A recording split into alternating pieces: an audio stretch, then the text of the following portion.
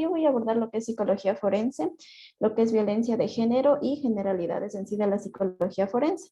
Entonces vamos a partir con violencia de género. Sí, después hablaremos un poco acerca de lo que es la evaluación de la psicología forense y el peritaje en sí, y un poco de las generalidades que este presenta. Empezaremos con qué es la violencia de género.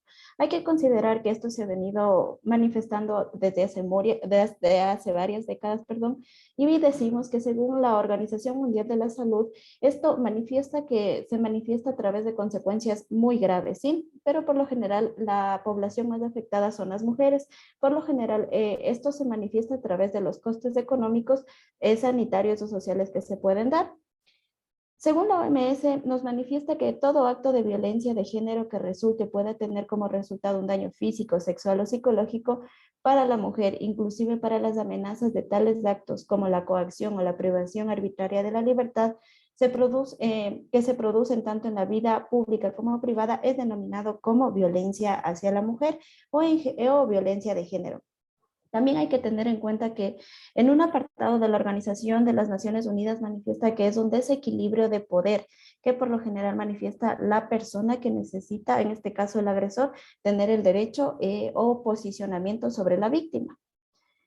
Tenemos tres tipos de violencia de género. Obviamente, según la Organización Mundial de la Salud, menciona uno más, pero los más importantes son los que les voy a mencionar a continuación, que es el físico, el psicológico y el sexual. El físico tenemos entendido que este se manifiesta a través del daño o el dolor que puede provocar, en este caso, el agresor ante su víctima, y no le importa ningún tipo de circunstancias o consecuencias que este se puede manejar, ya sea a corto, mediano o largo plazo. Tenemos entendido que dentro del aspecto psicológico, este perturba las emociones, ¿no? Tenemos que tener en cuenta que lamentablemente cuando no hay una adecuada, se podría decir incluso comunicación, este se va a desbordar, y hay que tener en cuenta que lo principal que esto afecta es la autoestima de la mujer o en este caso la persona que puede ser agredida. Dentro del contexto sexual tenemos aspectos importantes dentro de esto. No se considera que aquí lo que quieren es imponer de una de otra manera en donde se obliga a que la otra persona tenga, se podría decir, prácticas sexuales, ya sea con terceras personas, a través de la fuerza física o amenazas que éste puede presentar. Vamos a hacer énfasis dentro del Ecuador. Hay que considerar que en los años 90 aquí se manifestaban ciertas políticas en donde lo principal que se conceptualizaba era la violencia intrafamiliar. Hay que tener en cuenta que de acuerdo a la población en la que nosotros nos manejamos, nuestra población más vulnerable es el contexto rural. Hay que tener en cuenta que ahí, ya sea por las tradiciones, ya sea por estereotipos que se han venido generando, se han presentado, lamentablemente esto podríamos decir que se ve como algo normal. En el 2007 nosotros podemos entender que se promueva lo que es el decreto 620, en el cual se manifiesta que aquí ya se decreta, se podría decir, que hay que tener la prevalencia o el cuidado acerca de lo que es la violencia, ya sea en niños, mujeres o adolescentes. Y para el año 2008, esto se instaura dentro de la Constitución de la República y ya se manifiesta que esto ya hay que tenerlo como un derecho. Hice énfasis en ciertos aspectos de acuerdo en nuestro contexto a nivel de Ecuador. Entonces, hice un poco de énfasis, perdón, vuelvo y repito, en donde las mujeres que han vivido violencia sexual física, psicológica y patrimonial dentro de nuestro contexto, se manifiesta que en el Ecuador una de 4 mujeres ha vivido violencia sexual. Sin embargo, tenemos la violencia psicológica, que es la más recurrente, y en la violencia de género con un 53.9%. Tenemos en cuenta que la violencia psicológica es la más prevalente, seguida de la física, la sexual y la patrimonial, dándonos cuenta que el índice que nosotros sufrimos de violencia es grande. Hay que tener en cuenta que según el género también la violencia también se genera en este tipo de relaciones, se podría decir, ya sean las personas que estuvieron casadas o están unidas, pero hay que tener en cuenta que la prevalencia de la edad prematura es lo que permite que tal vez se manifieste de una manera inadecuada este tipo de violencia, ¿sí? Hay que tener en cuenta que esto puede ser por el cónyuge o incluso por la propia familia que estos ven. Entonces aquí tenemos una prevalencia que por lo general esto se manifiesta entre los 20 y los 21 años con un 72.5%. Aquí nos quiere decir que lamentablemente las personas en cualquier tipo de contexto o situación se unen muy pronto, podríamos decir, y se someten a vivir una vida que tal vez aún no están preparadas sin tener en cuenta cuáles son las consecuencias que se van a manifestar. Las mujeres también hay que tener en cuenta que sufren violencia y lamentablemente esto ya se ve como un acto normal. Las personas en contexto rural, se podría decir, ellos están estereotipadas y ya bajo las reglas, las costumbres y tradiciones que estos han manifestado, lamentablemente lo ven como algo normal. Por lo general siempre se ha escuchado esa pequeña énfasis que ellos manifiestan y dicen que no se pueden separar porque así le pegue, le mate, es su esposo. Entonces ellos se manifiestan en ese, se podría decir, en ese constructo y por eso por lo general no deciden separarse porque lo consideran como algo normal que se está dando, ¿sí? Entonces, las personas que no quieren o no piensan separarse, vemos que es un alto porcentaje el que se manifiesta aquí con un 54.9%. ¿Ya? Y por último, las mujeres que han sufrido violencia de género, y aquí hace énfasis en las razones por las que no deciden separarse. Y tenemos una prevalencia con un 52.5% en donde dice que no pueden superar las dificultades y que por eso tienen que mantenerse unidos. ¿A qué nos referimos con esto? Que lamentablemente piensan que la dependencia, tanto económica como emocional, no les va a permitir realmente que se liberen, se podría decir, en ciertos contextos para que sí puedan desarrollarse de una manera adecuada. ¿Cuáles son las principales causas por las que se genera la violencia de género? Se da por los efectos del alcohol, los aspectos económicos, la pérdida de valores éticos, morales de los familiares, incluso el estrés de pareja, el cambio de rol. Esto es algo muy importante porque el complejo de superioridad que manifiestan los hombres o que quieren tener, lamentablemente, ese dominio, ese poder a veces se ve alterado. También se da por la falta de comunicación. Vamos a hablar del ciclo de la violencia. Es importante manifestar esto porque hay que tener en cuenta cómo nosotros nos manifestamos o nos orientamos a detectar, se podría decir, el perfil de un maltratador.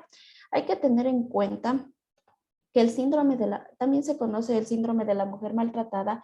Este se da porque piensa que es algo normal lo que sucede dentro de la relación de pareja, se podría decir, en donde considera que los obstáculos que se presentan dentro de lo misma es algo normal que se puede generar a través del abuso o la violencia que ésta puede presentar.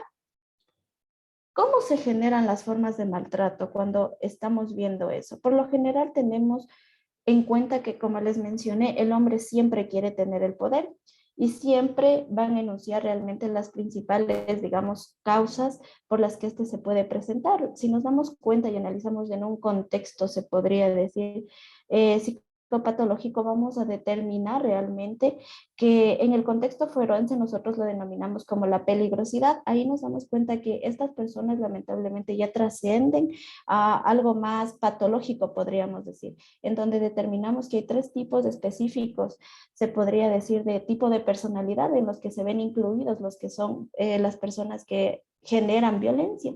Entonces, por lo general, esto se manifiesta en las personas o en el trastorno de la personalidad paranoide, esquizoide y esquizotípico, ¿ya?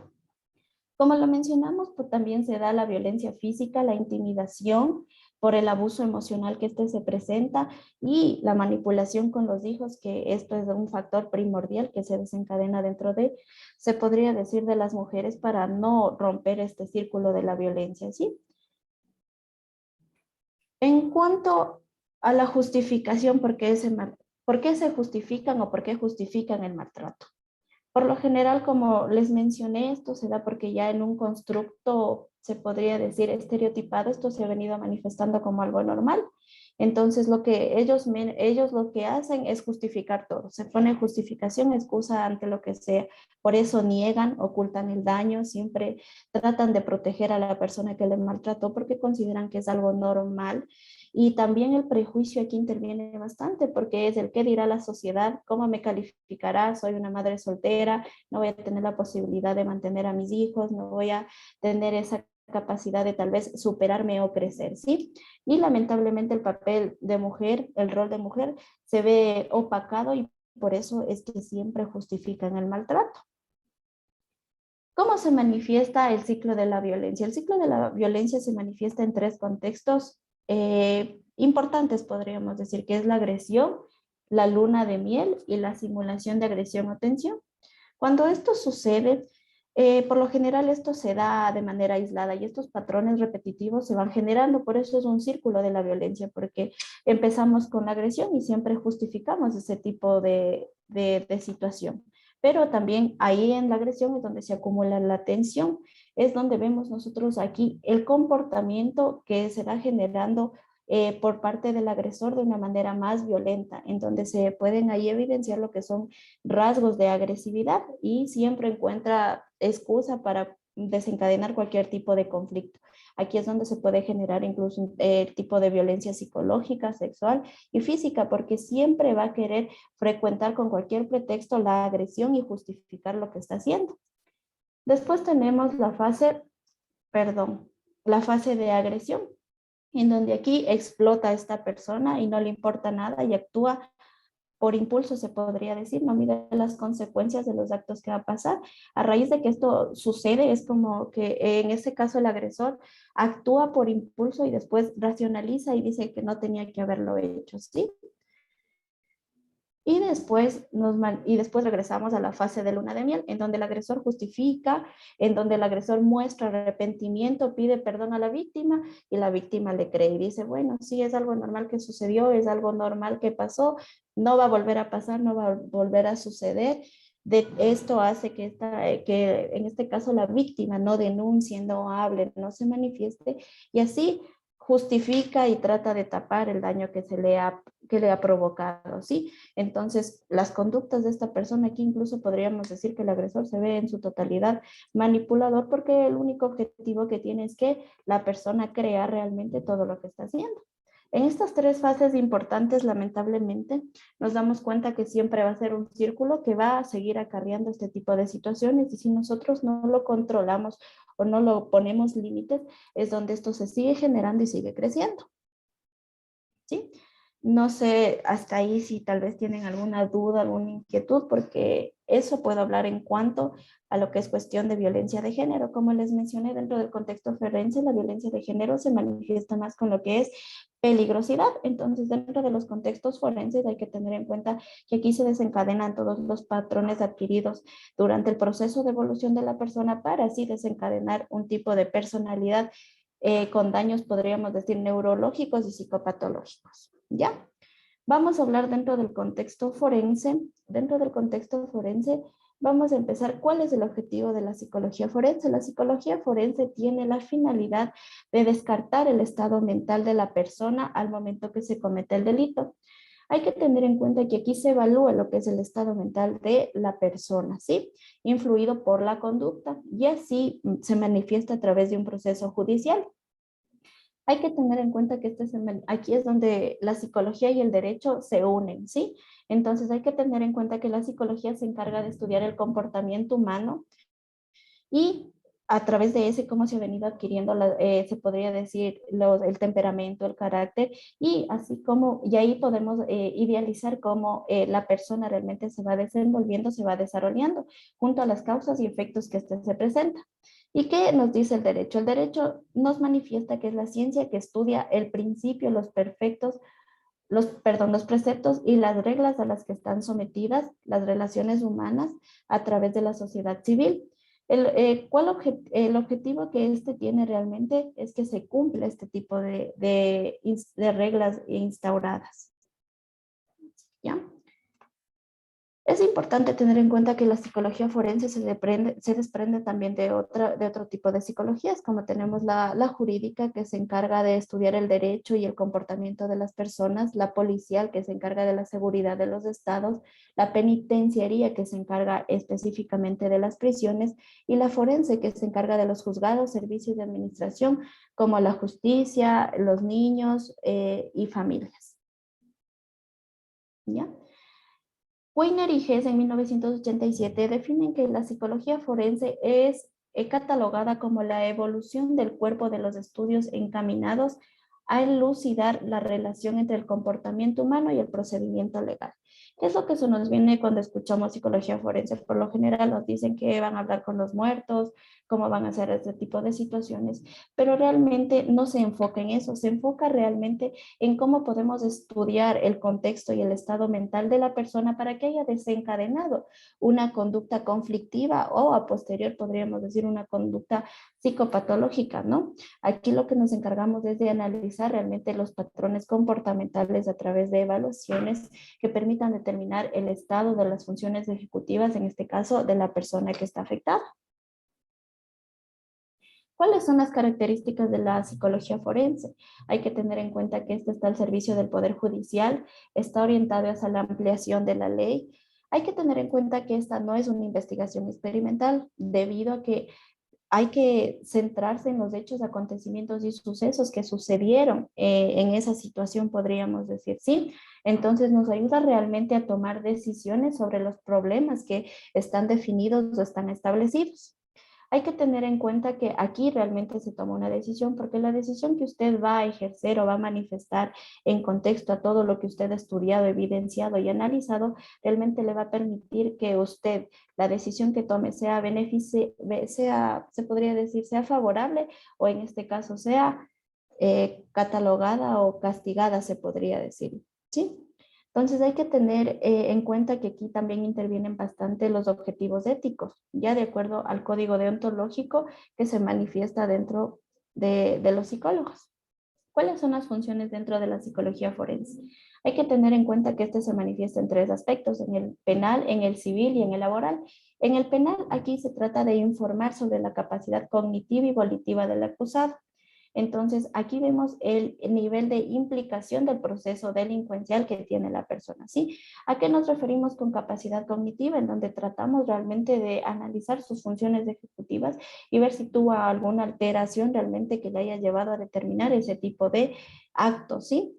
En el derecho civil, aquí se informa sobre los problemas psicológicos, deficiencias o trastornos, ¿no? Para eso nosotros nos basamos en lo que son los manuales, ¿no? En el DSM-5, en el CIE-10 y ahora que actualmente ya nos estamos manejando con el CIE-11. Y dentro del derecho laboral tenemos las valoraciones y las capacidades psicológicas que se puede desempeñar o se puede manifestar. ¿Ya? Voy a hablarles un poco acerca del informe pericial. Va a ser un poquito extenso, pero hay que tener en cuenta que el informe pericial en sí es, se podría decir, la carta magna que nosotros tenemos, y de ese se desprende lo que es el informe forense. ¿Ya? ¿Qué hay que tener en cuenta en el informe pericial?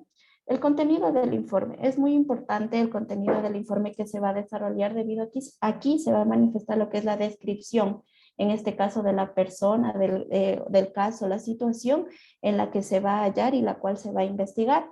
Hay que tener en cuenta que aquí hay que especificar lo que es la relación detallada de cómo se va a manifestar esta investigación y cómo se va a eventuar los resultados, ¿sí? Y las conclusiones aquí son muy importantes, porque a raíz de eso los datos que se van a formular realmente se van a basar de acuerdo a lo estudiado, como manifesté, de acuerdo a los principios y reglas que se van a investigar. ¿Ya? Esto se manifiesta a través del tiempo, el lugar, el tiempo y la forma de la pericia. Esto se puede admitir de acuerdo para cuando está establecido. A usted le establece un tiempo determinado en que usted se va a permitir realmente investigar todo el acontecimiento y suceso. Recuerde que cada sustento que usted va a dar, cada cosa que usted va a manifestar, este debe tener un sustento científico, ¿sí? Entonces tiene que estar avalado por lo general. Esto tiene que ser verídico y certificado. Ya hay que tener en cuenta que el informe, cuando se va a manifestar, tiene que presentarse de manera oral y de manera escrita. ¿Cuál es el procedimiento de la pericia? Dentro del procedimiento de la pericia hay que tener en cuenta que aquí se manifiesta el juramento para proceder bien, el bien que se va a manifestar, y así el de sus operaciones. Aquí el juez se permite realmente manifestar claramente cuál va a ser el objeto de realizar dicho informe. Aquí nos manifiesta realmente qué es lo que vamos a hacer, cómo vamos a analizar de acuerdo a la situación o contexto que se haya venido realizando o se haya venido manifestando. ¿Ya? Hay que tener en cuenta que aquí los peritos en sí procederán a realizar lo que son los reconocimientos, en este caso de los acontecimientos o sucesos que se manifiestan, teniendo en cuenta que siempre se proporcionará los bienes o los accesos que necesiten para llegar a tal situación. ¿Ya? Hay que tener en cuenta que los efectos de la diligencia, aquí se manifiesta lo que son las causas, ¿no? Las causas en las que se manifiesta, se podría decir, la situación, el contexto en el que se va a dar. Hay que tener en cuenta que aquí se manifiesta en un artículo que nos menciona que no tiene que haber un grado de relación cuando se efectúan este tipo de situaciones. Hay que tener en cuenta que aquí cada cosa, por más minúscula que sea, va a intervenir en dicho acto, ¿sí? Por lo general, los peritos aquí siempre se someten a observaciones y solicitan la formulación de las preguntas claras que necesita saber el juez en este caso, ¿sí? Aquí no podemos estar con hipótesis. Aquí las hipótesis se generan al principio y cada una se va descartando de acuerdo a lo que se va investigando. Ya en la fase probatoria del juicio, aquí se reconocen los lugares, los hechos y se podría decir incluso las personas que intervinieron durante este proceso. Aquí se muestra lo que son las pruebas, los documentos o los reactivos, en este caso, que se aplican a las personas. Cabe recalcar que cuando nosotros dentro del contexto forense aplicamos reactivos psicológicos, no intervienen los reactivos clínicos que por lo general usamos. Aquí se descartan bastante lo que son las baterías proyectivas o incluso baterías que no están estandarizadas, al menos en la población que nosotros nos manejamos. Cuando nosotros aplicamos reactivos psicológicos dentro del contexto forense, primero tenemos que tener en cuenta que tiene que tener una validación científica, que esa nos permita y nos corrobore realmente que lo que nosotros vamos a evaluar está justificado, porque al momento que el señor juez a usted le dice, usted aplicó un test de personalidad y ese test de personalidad no está habilitado dentro de nuestro contexto, dentro de nuestra población, eso está descartado. Por eso siempre es importante que cuando vamos a aplicar una batería psicológica, esta se permita realmente estar avalada, ¿sí? Y así no tenga ningún tipo de conflicto y esta sea admitida. ¿Ya? Y después tenemos la admisibilidad de la pericia. Aquí nos manifiesta realmente el conocimiento técnico del señor juez, en donde nos permitirá realmente ver los resultados de las pruebas que han sido admitidas y que han sido practicadas, se podría decir, a ver qué tanto de credibilidad existe en esto. Hay que tener en cuenta que aquí el juez se enfoca más al resultado de las pruebas. Si usted analizó que en el test de personalidad le salió una persona obsesiva compulsiva y por eso actuó de esa manera, tiene que estar estandarizado el reactivo, como vuelvo y repito, junto con las demás investigación que usted ha realizado. ¿Ya? ¿Y cuál es el objetivo de la pericia en sí? Es permitir informar los conocimientos técnicos aportados que se han ido recaudando durante la investigación y reconstruir los hechos que han sido ocurridos ya a través de las causas, consecuencias que estos se han venido manifestando. Hay que tener en cuenta que aquí siempre se va a indagar los efectos por los cuales se ha generado el hecho. ¿Ya?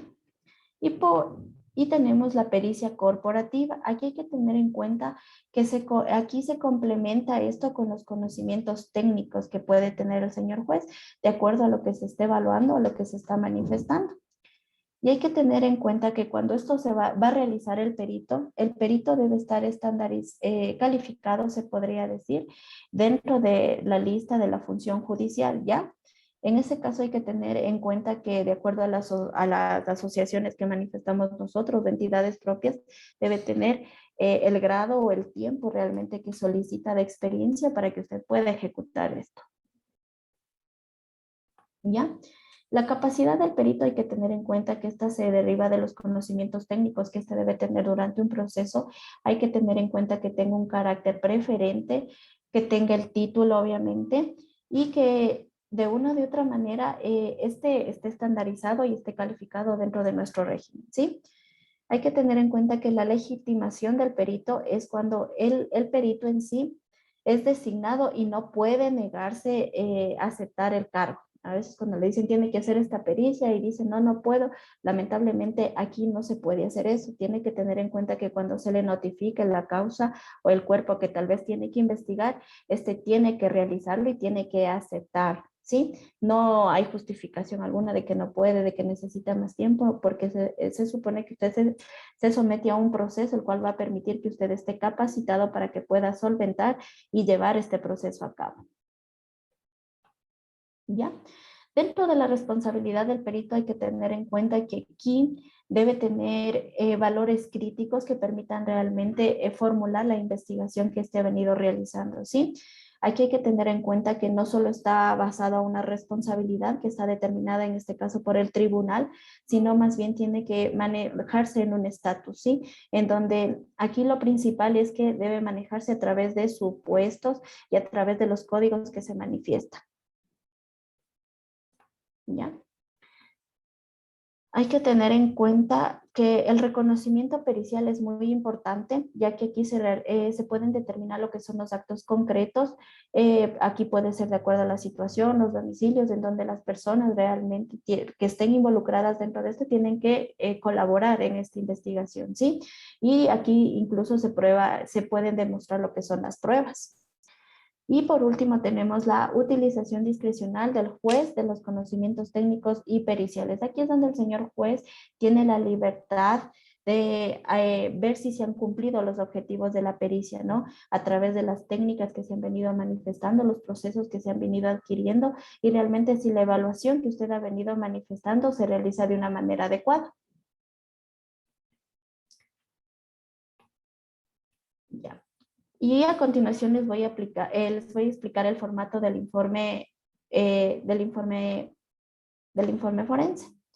Hay que tener en cuenta que este siempre se va a manifestar a través de un encabezado dentro de los datos de identificación, es donde nos permitimos hacer una amnesis, ¿no? Una anamnesis, perdón, ya que esta tiene que ser personal, familiar, incluso volitiva, desde cuando se ha venido desencadenando realmente todo el factor de evolución de la persona. Hay que tener en cuenta que aquí se manifiestan todos los datos, ¿no? Todos los datos de identificación que puede ser incluso ingresa hasta lo que es la edad cronológica. Como segundo paso tenemos el procedimiento dentro del que se va a incluir los parámetros de evaluación, las áreas psicológicas que se van a evaluar y los tipos de prueba. Aquí realmente es donde nosotros nos permitimos de determinar qué reactivos son los que vamos a utilizar. Hay que tener en cuenta que tenemos que aplicar un reactivo de personalidad, ver funciones ejecutivas y determinar ciertas patologías o síndromes que se pueden manifestar.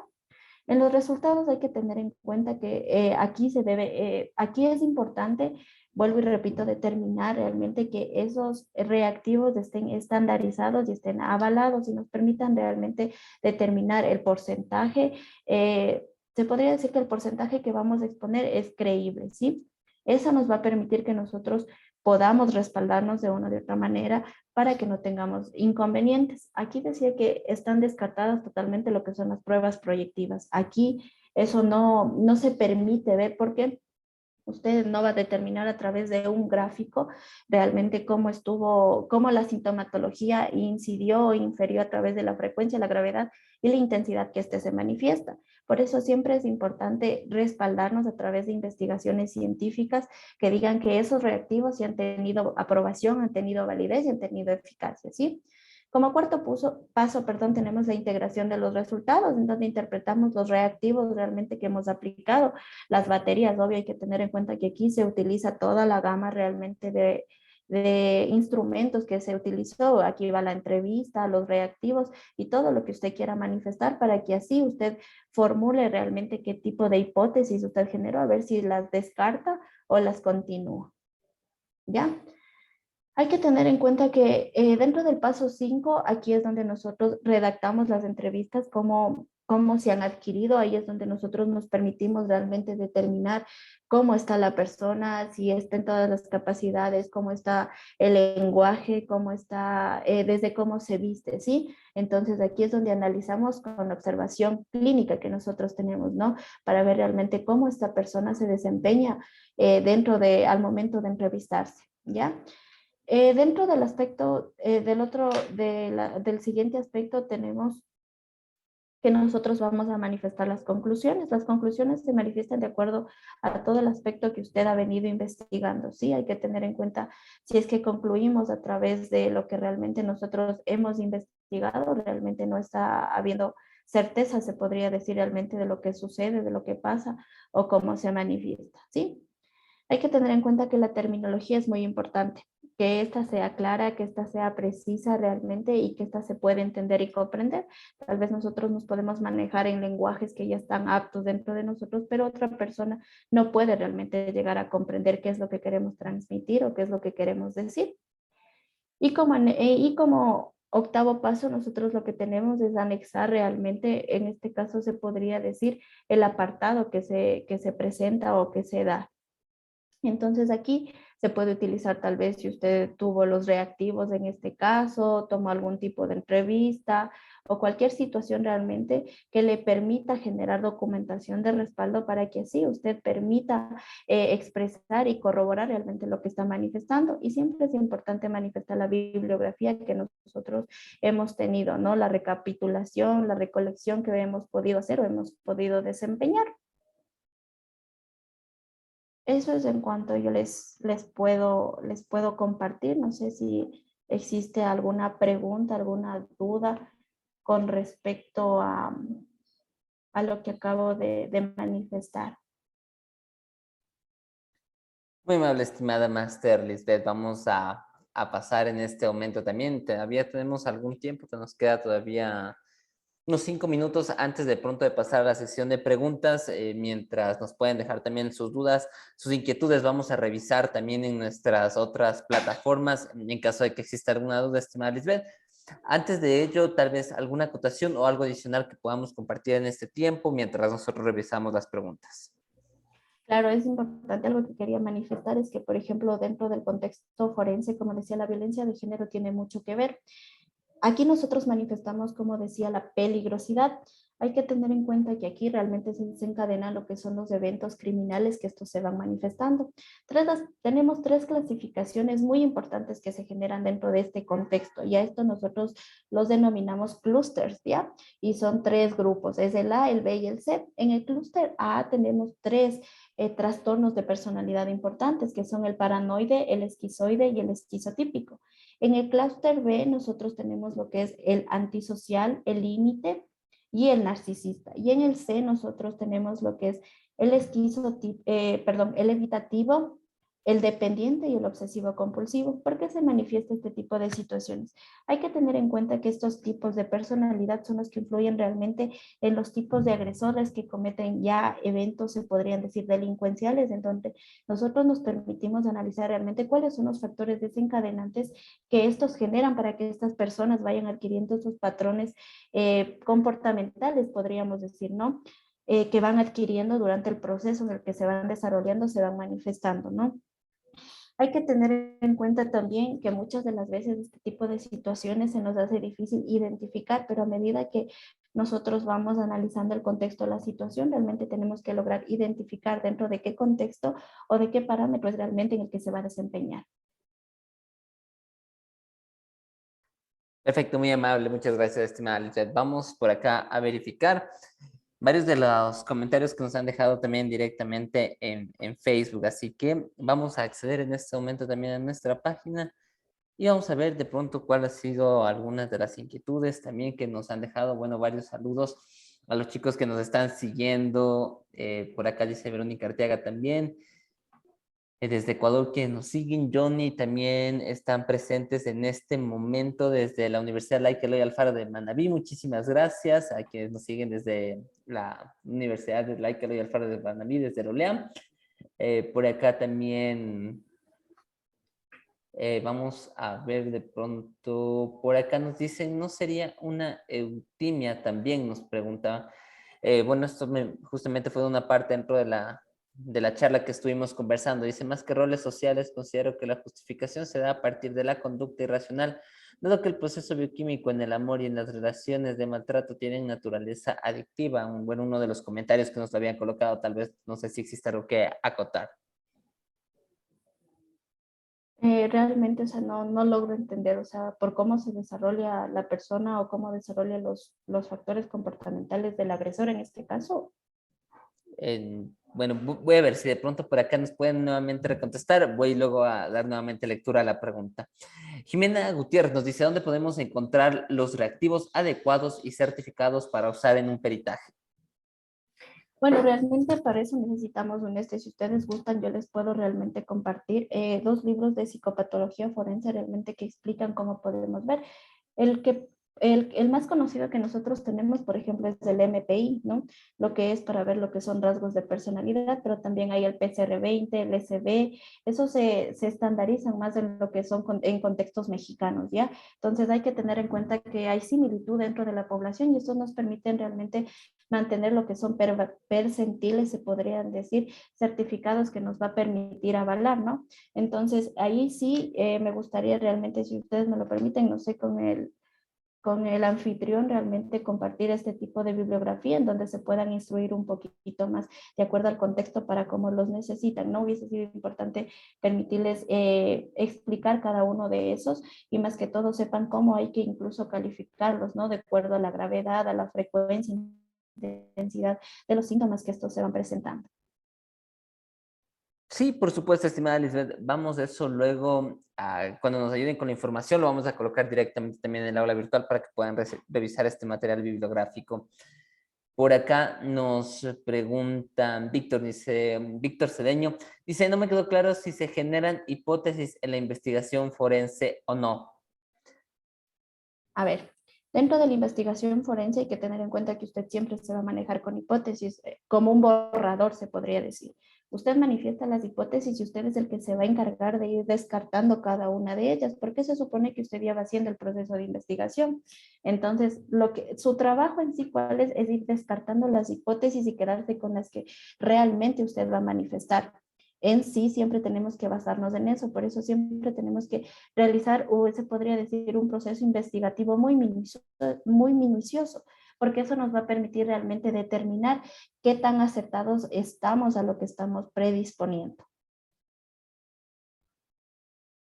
Perfecto, muchas gracias. Vamos por acá a la siguiente pregunta. Dice Blanquita González, dice, mi pregunta es, ¿qué herramientas se pueden utilizar para evaluar a niños con discapacidad auditiva? Dice, no escucha ni habla, presuntamente abusados sexualmente.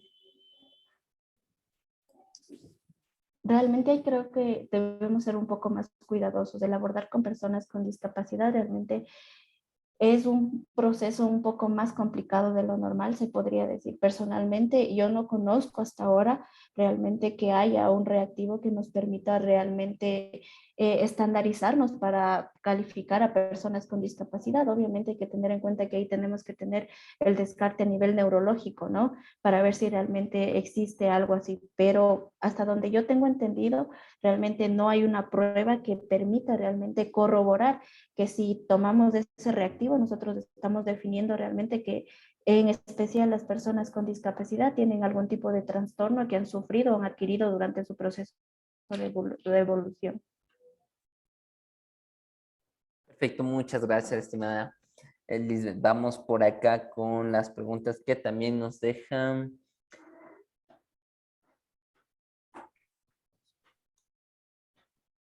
Ok, sí, no se preocupen. Bueno, Julie Vázquez nos pregunta que dónde lo vamos a compartir. El libro vamos a colgarlo todo, por favor, directamente en las aulas virtuales, todo el material. De igual manera, recordarles que la charla también lo van a poder encontrar directamente en sus aulas virtuales. Me voy con las preguntas que tenemos por acá por el chat de Zoom, que me las han dejado también internamente y de manera directa. María Emilia nos pregunta, ¿en qué caso se puede recusar a un, o recurrir, no sé, nos confirma María Emilia, dice, a un perito psicológico previamente designado por el juez? ¿A dónde se puede, perdón, me puede ¿En repetir? qué caso se puede recusar a un perito psicológico? No sé si nos lo aclara María Emilia, o no sé si está Bueno, claro. lo que yo logro percibir es, o sea, en qué caso se puede solicitar un peritaje. Es lo que logro captar. No sé si está bien esa formulación de la pregunta o en qué caso se genera. Hay que tener en cuenta que por lo general esto se manifiesta a través de la situación que aparentemente no se puede solventar y ya se necesita de por medio la ley, se podría decir. En muchos casos esto se da, por ejemplo, en violencias, en tenencias, en lo que son casos de custodia y a posterior incluso hasta se dan en lo que son autopsias, pero más esto se manifiesta para realmente nosotros tratar de investigar, se podría decir, los rasgos de personalidad de las personas que lamentablemente actúan de esta manera, ¿no? Hay que tener en cuenta que, que los aspectos psicopatológicos que se van generando siempre tienen una causa y una consecuencia de por qué se genera este tipo de proceso o este tipo de conducta que por lo general es expuesto ante varias situaciones. Muchas gracias. Por acá Tania nos dice, buenas tardes, tengo dos preguntas. Vamos con la primera. Dice, ¿qué personas o instituciones pueden solicitar y hacer uso de la información de un informe de peritaje psicológico? Es la primera. Ahí ya no sé. A ver, el informe psicológico lo puede solicitar cualquier tipo de persona, en cualquier contexto, en cualquier situación, ¿ya? Un informe, un peritaje se podría decir como tal, y del peritaje que se desprende del informe forense, realmente, como dije, se van en casos más concretos, se podrían decir, por lo general en las demandas que estos se manifiestan para evaluar tal vez el estado de una persona que tal vez tiene patrones de personalidad que no están aptos, como decía, en lo que son tenencias, problemas de custodia, violaciones, agresiones. En ese tipo de situaciones usted puede solicitar esto, ¿no? Aquí nos manejamos, como yo decía, de acuerdo, vamos de la mano con el derecho. Vamos de la mano con el abogado realmente, que es el que solicita evaluar. Por ejemplo, le dice, ¿sabe qué? Esta persona fue abusada, perdón, fue violada. Entonces, hay que tener en cuenta que este tipo de situaciones cuando se maneja siempre traen confusiones, que el abuso realmente está catalogado, se podría decir, como con el simple hecho de que le quieran tocar. Eso es un abuso, pero la violación en sí ya se genera como un acto de penetración.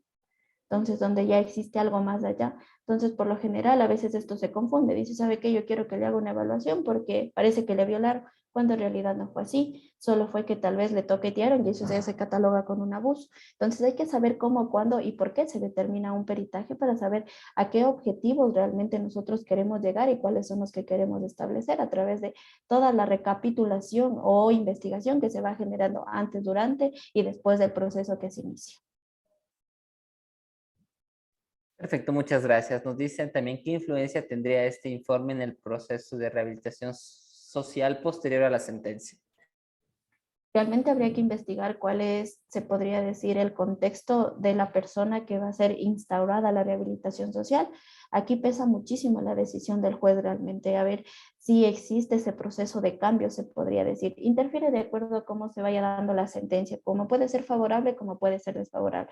Si es favorable, realmente sería magnífico, se podría decir, porque si va a llevar un proceso, se podría decir, adecuado para restablecerse, pero si esta va en contra, ahí realmente habría que investigar qué es lo que sucede.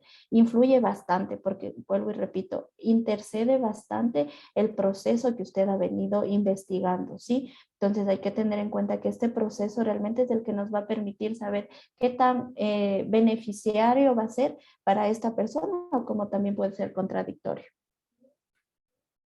Muchas gracias. La última pregunta que tenemos por acá, por el chat directamente de Zoom, nos dice Paula Villegas, dice, buenas tardes, excelente ponencia. Por favor, ¿podría mencionar nuevamente los diferentes tipos de personalidad de los abusores? Nos dice. Claro, con gusto. Yo les manifestaba que aquí existen tres tipos de clúster que nosotros denominamos dentro de lo que es la psicopatología forense, podríamos decir, ¿no? Dentro del clúster A, aquí nosotros tenemos lo que es el trastorno paranoide, el esquizoide y el esquizotípico de la personalidad, ¿ya? Dentro del clúster B, nosotros aquí tenemos lo que es el antisocial, el límite y el narcisista. Y por último, en el clúster C, nosotros tenemos aquí el esquizoide, el obsesivo compulsivo y el dependiente. ¿Ya? Un poquito más para que se empapen de todo esto. Como les repito, les voy a dejar la bibliografía. Realmente ahí se pueden orientar un poco de cómo se manifiesta. Incluso ahí manifiesta cómo se ha venido viendo la psicología forense a nivel de Latinoamérica, Colombia, México y otro tipo de situaciones, incluso como lo vemos aquí en nuestro país. Hay que tener en cuenta que se manifiestan varios tipos de contextos, ¿ya? No es lo mismo que el ámbito clínico que el ámbito forense. Hay que evaluar un montón de situaciones, un montón de contextos que nos permitan realmente determinar. Recuerden lo que analizamos dentro del peritaje, que depende mucho de, en este caso, de quién elabora esto para que tal vez esto, para tomar decisiones. Aquí es donde realmente nosotros tenemos, se toman las decisiones, las cuales van a permitir que esa persona cumpla la sentencia en este caso que necesita o en este caso que nosotros estemos equivocados con lo que estamos haciendo. Por eso siempre tenemos que estar muy concretos, muy predispuestos, muy objetivos realmente a qué es lo que vamos a obtener, qué es lo que vamos a decir. Sí, las bibliografías realmente son muy buenas, son del doctor Eric García, Si ustedes han escuchado alguna vez de él es una eminencia en lo que es psicopatología forense y él se permite realmente explicar varios contextos, ¿no? Y incluso lo que yo manifestaba, cómo él relaciona la violencia de género dentro del contexto forense, en donde se desencadena con la peligrosidad, en donde realmente nosotros evidenciamos varios tipos de agresores o en este caso personas delincuenciales y por qué generan este tipo de comportamientos.